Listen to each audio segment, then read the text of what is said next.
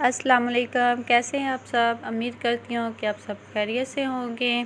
آج ہم بنائیں گے شامی کباب، وہ بھی چکن، چنے کی دال اور آلو کے، جو کہ بہت زیادہ ٹیسٹی، کرسپی اور سافٹ ہوتے ہیں۔ ہم نے یہاں پہ لیا چنے کی دال کا آدھا کپ، جو میں نے کافی ٹائم پہلے پکا دیا تھا، اور اب 3 سے 4 گنا بلوٹیڈ ہو گئی ہے۔ 3 سے 4 فریش آلو لیے، بون لیس چکن لیا، اور ہم نے اب پریشر کوکر میں چنے کی دال، آلو اور چکن کو کوک کرنے کے لیے رکھیں گے۔ اگر آپ پریشر کوکر یوز نہیں کرنا چاہتے تو آپ اسے کسی بھی پتیلی میں پانی ڈال کے بوائل کر سکتے ہیں۔ 1.5 گلاس پانی کا اس میں ایڈ کیا، اور میں نے اس کو پریشر کوکر میں کوک کرنے کے لیے رکھ دیا۔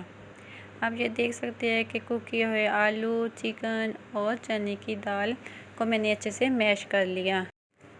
اب ہمارے پاس مسالہ ہے: نمک، کالی مرچ، زیرہ پاؤڈر، خشک دھنیا، ہلدی، دڑا مرچ، کالی مرچ، فروٹ چاٹ مسالہ۔ اس کے علاوہ اگر آپ لیمن ایڈ کرنا چاہتے ہیں تو وہ بھی کر سکتے ہیں۔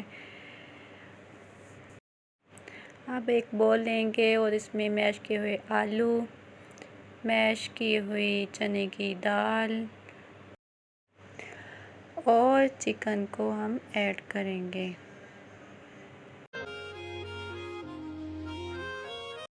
اب ہم میش کیے ہوئے مٹیریل میں 1 چمچ کالی مرچ کا، ہلدی، سرخ مرچ، نمک، زیرہ پاؤڈر، اکارڈنگ ٹو ٹیسٹ، جتنا آپ کو اسپائسی پسند ہے، نارمل پسند ہے، اس حساب سے آپ اس میں مسالہ ایڈ کر سکتے ہیں۔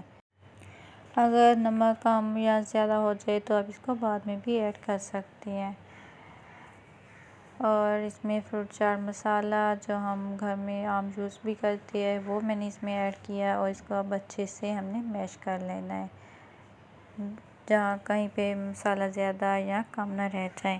اس کو اچھے سے میش کر لینے ہے تاکہ اچھے سے کباب بن جائے۔ اب ہم مٹیریل کے مسالے کے جو ہے وہ درمیانی سائز کے کباب بنائیں گے۔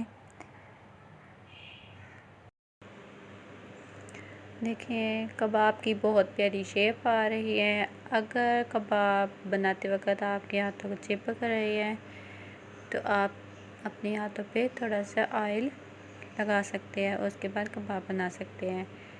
اسی طرح سے ہم نے باقی کباب بنا لینے ہیں۔ اگر کباب کا مسالہ آپ کے پاس زیادہ ہے تو آپ اسے بنا کے فریز بھی کر سکتے ہیں۔ فرائی کرنے کے لیے ہم نے لیا ایک پھیٹا ہوا انڈا۔